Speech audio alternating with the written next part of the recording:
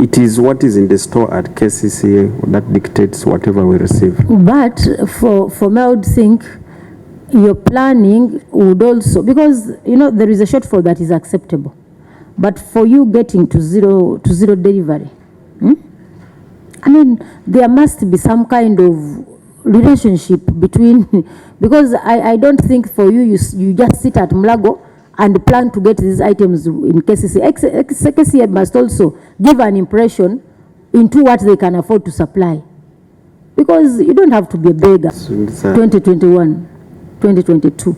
This audit was for 2024, 25. 25, yeah.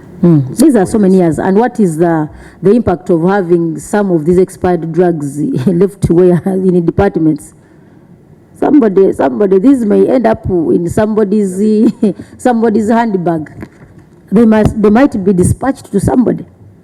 They actually been taken. They have been. Yeah, but this is a very bad practice. Yeah. Expired drugs should be off shelf, should be kept somewhere. Otherwise, you can injure people. What is requiring is some facelift. Actually, we need to do some renovation on the entire maternity block, including the theater. So, yes, so I can say in terms of the infrastructure, that's the building and the equipment, we have improved.